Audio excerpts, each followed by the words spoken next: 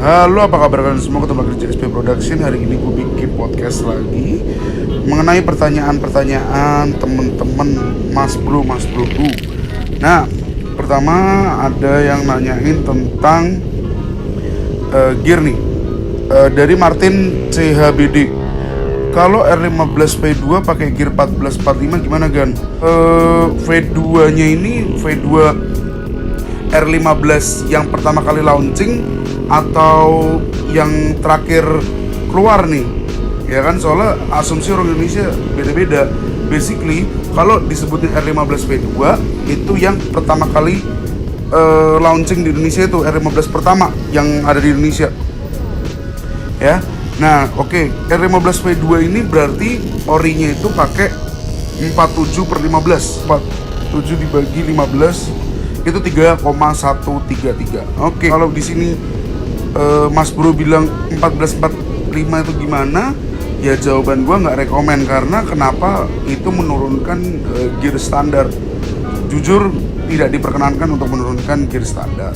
Nah, oke, di sini gue saranin kalau misalnya mau akselerasi, ganti aja gearnya, gear ori belakang kan 47, kita ganti ke 48 atau 49.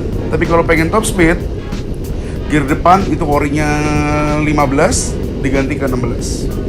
Nah kalau misalnya R15 yang versi terakhir itu ukurannya adalah 48/14.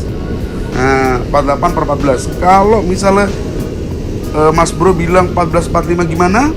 Ya jawabannya adalah tidak rekomen juga, karena menurunkan gear belakang kan. Nah itu nggak boleh. Kalau Mas Bro pengen akselerasi, maka gear belakang yang orinya 48 itu Mas Bro ganti ke 4950. Tapi kalau Mas Bro pengen top speed, gear depan dinaikkan, yang awalnya 14 orinya diubah jadi ukuran 15. Oke. Jadi Mas Bro, bagi kalian yang mau naikin top speed atau naikin akselerasi atau gimana, itu please jangan pernah menurunkan ukuran dari ukuran gear standar depan dan belakang. Itu rumusnya. Kalau misalnya Mas Bro turunin dari standar, ya motor bakal boyo banget. Atas sama bawah sama-sama gak dapet pokoknya. Oke, next ya, dari Rifki Novanto. Fiction NVL STD, ban depan 9080, ban belakang 130/70. Enaknya pakai gear set ukuran berapa ya? Ori NVL itu 42 ya, 42/14. Ganti aja jadi 43, belakangnya diganti jadi 43 atau 44 Mas Bro. Itu udah mantep banget kok. Akselerasinya jos. Kalau mau ngomongin top speed, mending belakangnya tetap ori, tapi depannya kita ganti ke naikin 1, orinya 14 jadi 15. Itu udah cukup. Tapi kalau buat gua, mending depannya tetap 14 tapi belakangnya jadi 43/44. Oke, next ya. Ini dari Dedi Kurniawan. Bang, kalau buat harian kerja cuman mau pakai knalpot apa aja Bang? Terima kasih. Ini tergantung di kotaknya nih. Sering tilang knalpot nggak ya kan?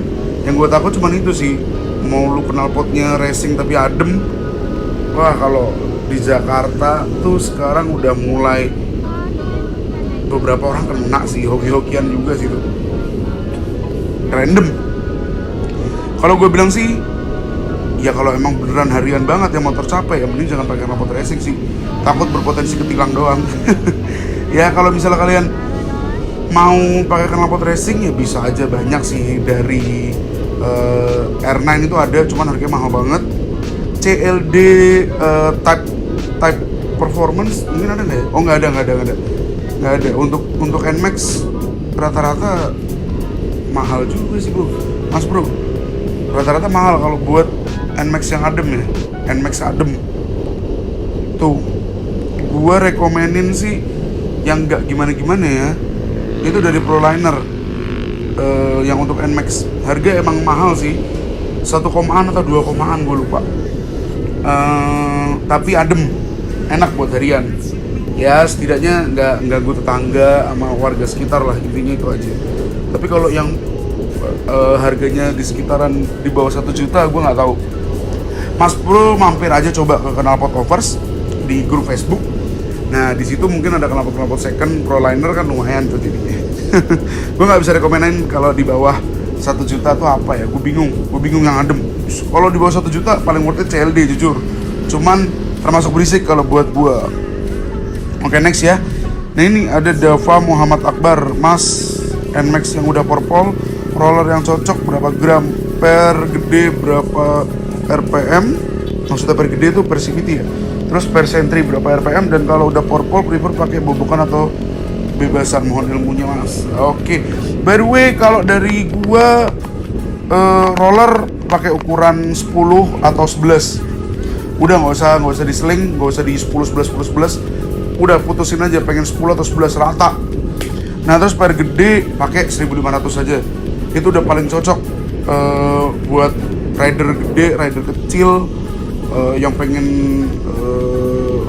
gaspol-gaspolan itu 1500 udah paling cocok. Karena kalau mas bro pilih misalnya RPM 2000 atau di bawah dari 1500 itu 1000, wah takutnya, yang gue takutin adalah tengahnya tuh jadi hampa gitu. Gue udah pernah nyoba sih, yang paling cocok emang 1500, entah kenapa seperti itu ya. By the way untuk per sentri berapa RPM, jujur mas bro, untuk per sentri gue dan teman-teman gue nggak pernah mainin. Kenapa nih penyebabnya? Per sentri kok nggak boleh dimainin, karena kita pernah baca di gridauto.com nih banyak efek negatifnya mas bro, ya kan. Nih ada nih, dia bikin artikel tentang ini efek negatif ganti per sentrifugal motor matic sembarangan. Nah itu ada mas bro. Jadi kalau mesinnya standar tidak disarankan lah ganti, mending pakai yang ori-ori aja. Nah di sini dia bilang, maksudnya gini loh, porting polish itu menurutku masih standar loh mas bro, kecuali kalau bore up boleh lah main per sentri. Tapi kalau cuma porting polish doang atau ya untuk harian nyantui iseng-iseng nyentul, mending ori aja, itu udah lebih dari cukup. Lalu knalpotnya nih ya, knalpotnya prefer pakai bobokan atau bebasan. Nah ini ada kawan kita juga Avan Fabian D, ya kan, yang membalas bobokan tenaga lebih ngisi bos. Gue mohon maaf banget, gue bukannya kontra sama pendapat itu, cuman gue nggak tahu bener nggak sih gitu. Gue juga penasaran nih, bener nggak sih bobokan itu bikin tenaga lebih ngisi. Nah itu gue masih penasaran. Jujur aja, gue sampai detik ini masih percaya sama knalpot free flow yang dibuat di pabrik dengan nama brand yang udah terkenal lah. Contohnya R9, CLD, WRX, kayak gitu-gitu. Kalau dari gue pribadi, jujur aja, the best pasti free flow, knalpot racing, CLD, WRX, R9 dan kawan-kawan. Jujur, ketimbang bobokan. Karena bobokan jujur banget gak ada tes dyno, gak ada riset. Jujur, itu kan cuma orang random mengcustom dengan skillnya dia, tapi nggak ada tes, nggak ada yang apa ya, nggak ada hitam di atas putih lah bahasanya.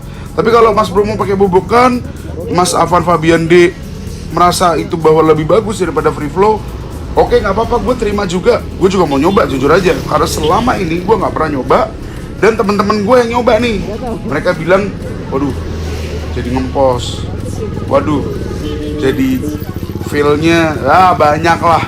Nah itu makanya sampai detik ini gue masih belum percaya knalpot bobokan. Tapi kalau misalnya temen gue ada yang bilang, wah ini gue ngebobok di bengkel ini mantep yok, boleh lah lu ngebobok di situ, gue lakuin gitu. Karena belum ada aja, jadi gue masih percaya sama knalpot racing free flow pada umumnya. Oke, don't forget to like, comment, and subscribe JSP Production. Bye bye guys.